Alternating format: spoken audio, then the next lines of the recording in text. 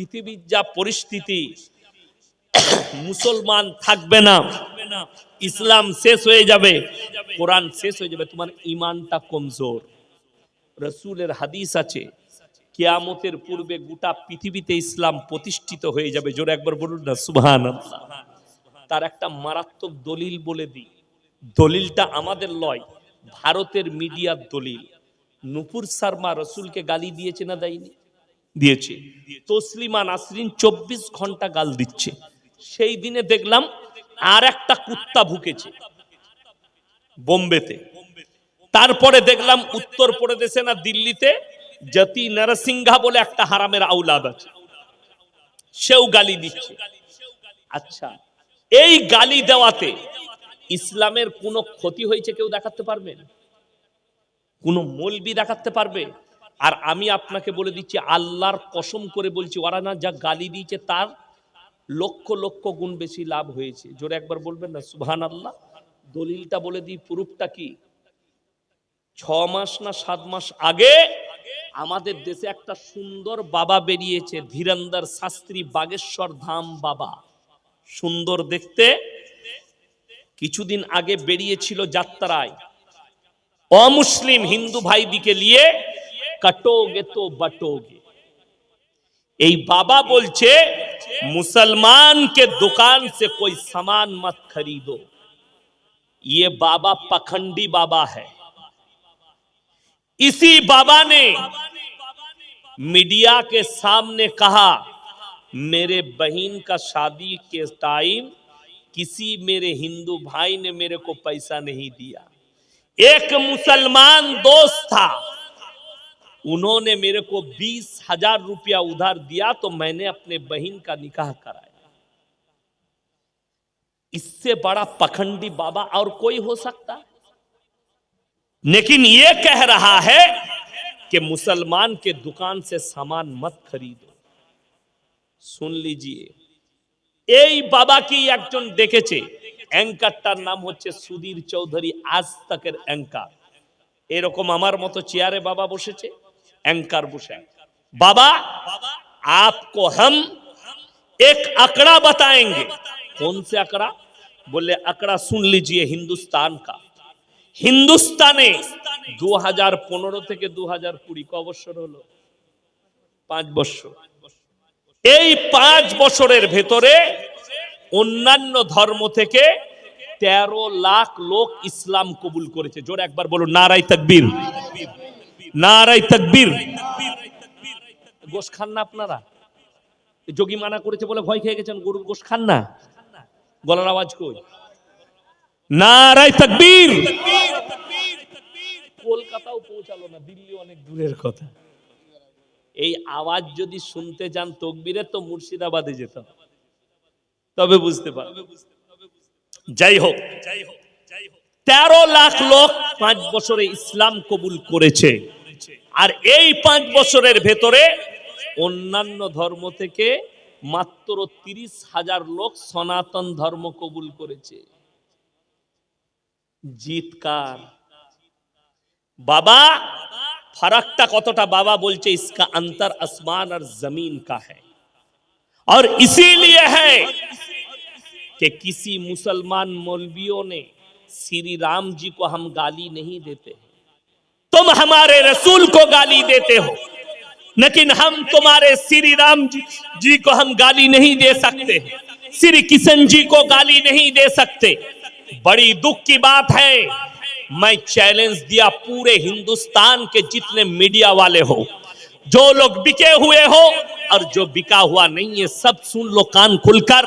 पूरे हिंदुस्तान में एक प्रूफ दिखा दो कि किसी मुसलमान बस्ती ने, किसी मुसलमान बाजार में, किसी मुसलमान भाई लोगों ने किसी हिंदू भाई को पकड़कर नारे तकबीर अल्लाह अकबर कहने के लिए मजबूर किया और उसको मर्डर किया। मैं मॉब लिंचिंग इस हिंदुस्तान में 5 साल के अंदर 500 से भी ज्यादा हुआ है। मुसलमान को पकड़ा गया और बोला कि जय श्री राम बोल, बोलने पर भी मर्डर किया गया। एक चाचा का दाढ़ी पकड़कर उससे थप्पड़ मारा गया। अरे तुम लोग एक साथ शिकार करते हो। समझ लेना, ग्रुप में शिकार सुअर करता है, अकेला शिकार शेर करता है। अगर दम है तो अकेला आकर हमारे बस्ती में शिकार करके दिखा। अगर श्री राम जी से इतना मोहब्बत है तो आ जाओ, हम दावत देते, हमारे जलसे में खड़ा होकर जय श्री राम बोल के दिखा। हिम्मत नहीं है, फिर तू लोमड़ी से भी खराब है, तू सुअर से भी ज्यादा खराब है जो ग्रुप में शिकार करता है। मैं कह रहा हूं, हमारे जुबान से कभी ये नहीं निकलेगा श्री राम जी के, हम कहते हैं श्री राम जी महान आदमी थे, महान थे, लेकिन तुम हमारे रसूल को गाली देते हो, तुम हमारे मोहम्मद सल्लल्लाहु अलैहि वसल्लम को गाली देते हो। मस्जिद के ऊपर चढ़कर श्री राम के झंडा लहराया जाता है हिंदुस्तान में, मस्जिद को तोड़ा जा रहा है। आज के बड़ो कष्ट लागे, পশ্চিম বাংলার যতগুলো কুত্তা মিডিয়া চিল্লাচ্ছিল, ইলেকট্রিক মিডিয়া, তারা চুপচাপ বসে আছে। আর একটা আছে আমাদের আরামবাগ টিভি, শফিকুল। আমি আপনাকে শ্রদ্ধার সঙ্গে বলছি, আমি ভদ্রতার সঙ্গে বলছি, আপনি কিছুদিন আগে দেখিয়েছিলেন বেলডাঙ্গার একটা ছেলে, যেদিনে বেলডাঙ্গায় দুর্ঘটনা ঘটে, আল্লাহর নামে গালি দেওয়া বোর্ড লাগানো হয়, সেই দিনে একটা ছেলে ফেসবুকে লাইভে এসে সমস্ত মাথায় টুপি লাগিয়ে মুখে দাঁড়িয়ে আছে, সমস্ত মুসলমানকে এক জায়গায় এসে সে একটা মানুষকে উত্তেজিত করার একটা বার্তা দিয়েছিল। সে অপরাধ করেছে ইসলামের কাছে। তুমি সেটা দেখিয়েছো এবং বাংলাদেশ যোগ করেছো।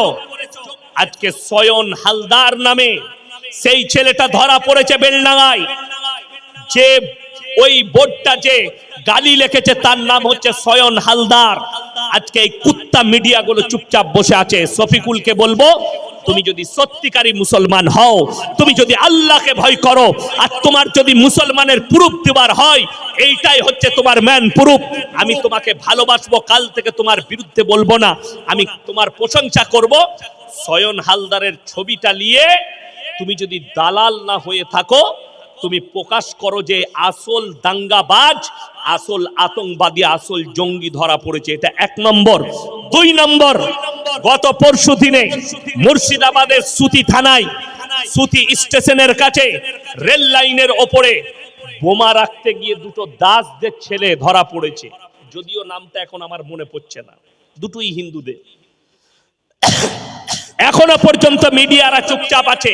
এই নিউজ 18 বাংলা, তার নাম অয়ন না কি নাম, চশমা পরে খবর পড়ে, তাকে বলছি তুমি যে কত বড় বেঈমান আর তুমি যে কত বড় কুত্তা দালাল, কালকে বুঝতে পেরেছি। খবর সম্প্রচার করেছে সুতি থানায় বোমা রাখতে গিয়ে হাতে নাতে ধরা হারামখোর, তাদের নামগুলো প্রকাশ করে নাই। কেন? তোমার গলায় কুত্তার পাট্টা লাগিয়েছে কেউ, ওই জন্যে। আর আমি বলে যাচ্ছি দুটোই হিন্দুদের ছেলে।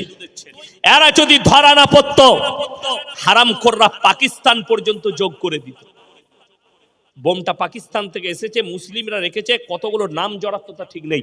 ওদিকে এলাকার লোক হাতে নাতে ধরেছে।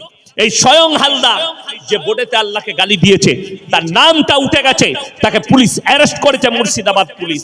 আমি মুসলিমকে বলবো, শোনো, প্রশাসনের উপরে আস্থা রাখুন, আর মিডিয়ার উপরে আস্থা রাখবেন না। এই গোটা ভারতবর্ষে যতগুলো দাঙ্গা ফাসাদ হচ্ছে, হিন্দু মুসলিমের মধ্যে বিবাদ, জাতি বিবাদ লাগাচ্ছে, এই দেশের মিডিয়া তার মধ্যে নাম্বার 1 হচ্ছে রিপাবলিক টিভি। কোন মুসলমানের জন্য উচিত নয় তারা যেন রিপাবলিক টিভি দেখে। আপনারা কেউ দেখবেন না, সবাই বয়কট করব। সকলে জোরে হাত তুলে বলুন ইনশাআল্লাহ। রিপাবলিক টিভিকে বয়কট করুন। এই কুকুর রঞ্জন না ময়ূর রঞ্জন আছে একটা 4 চোখো ব্যাটারিওয়ালা মাল, হ্যাঁ, ময়ূর রঞ্জন, ও ময়ূর রঞ্জনের কুকুর রঞ্জন, ওটা আমি ওর নাম রেখেছি। প্রতিনিয়ত মিথ্যাচার করছে, অবাক লাগে। আচ্ছা শুনেছেন, একটা ছোট ছেলেও এরকম গল্প করবে না। আমাদের দেশের এই রাজ্যের মেদিনীপুরের একটা বুড়ো ভাম নেতা, এখনো বিয়ে করেনি, সে বলছে বাংলাদেশ থেকে 1000 ঢাকা থেকে রিস্কা নিয়ে বেরিয়ে গেছে 1000 লোক কলকাতাকে দখল করবে। তুই পাগল। যারা বাংলাদেশে বলেছে আমরা রিস্কা নিয়ে যাচ্ছি, তারা তো কিছু খেয়ে বলেছে তার থেকে বেশি গাঁজা এই 72 কেজি গাঁজা খেয়েছে। আচ্ছা, রিস্কা নিয়ে কোনো দেশ দখল করা যায়? আচ্ছা, তারা কোথায় এখন তাকে জিজ্ঞেস করুন। এইগুলো হচ্ছে প্রোপাগান্ডা, হিন্দু মুসলিমের মধ্যে ডিবেট এবং বিভেদ লাগানো। আমার ভাই, ভয় খাবেন না, সবাই আল্লাহর উপরে বিশ্বাস রাখবেন। জোরে বলুন ইনশাআল্লাহ। কোরআনকে অবতীর্ণ করেছেন, আরো জোরে বলুন, আমি শুনতে পাচ্ছি না, আপনারা বলুন। আল্লাহ কোরআনকে অবতীর্ণ করেছেন, আল্লাহর ওয়াদা আপনারা ভুলে গেছেন। আমরা আলেমরা জানি আল্লাহ কোরআনে ওয়াদা করেছেন, ইন্না নাহনু নাযালনা যিকরা ওয়া ইন্না লাহুল হাফিজুন। এই কোরআনকে আমি আল্লাহ অবতীর্ণ করেছি, কোরআনের হেফাজতের দায়িত্ব আমি আল্লাহ নিজে নিয়েছি। জোরে বলুন সুবহানাল্লাহ। যদি বলেন আমি তো আমার বাড়িতে কোরআনটাকে লেপটিয়ে রেখেছি, কোথায়? আলমারিতে লেপটিয়ে রেখেছি, যত্ন করে, হেফাজত করে।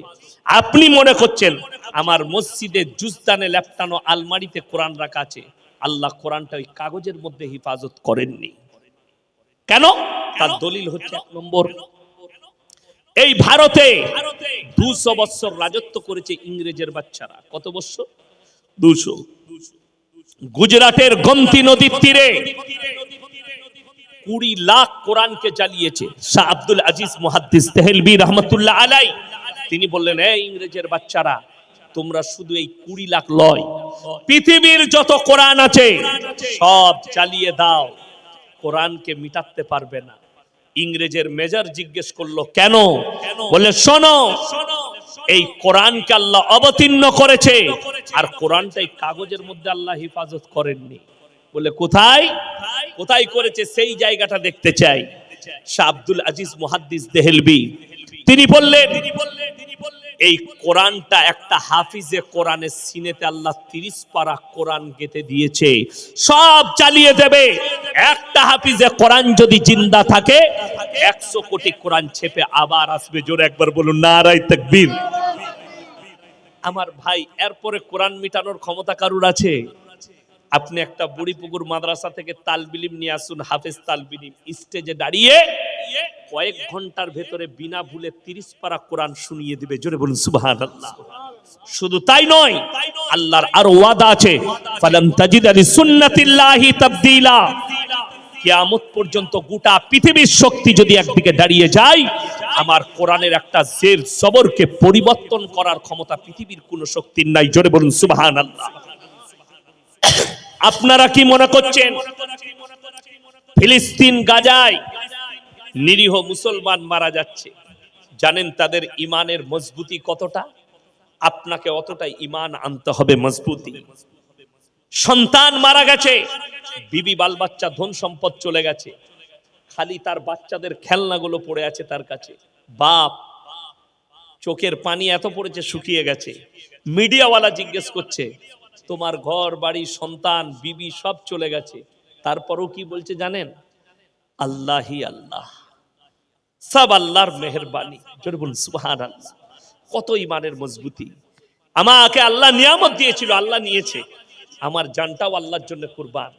একজন মা, ওই ফিলিস্তিনে একজন মা, 3টে সন্তান বেঁচে আছে, তার গোটা পরিবার শেষ, খাবার দাবার কিছুই নেই।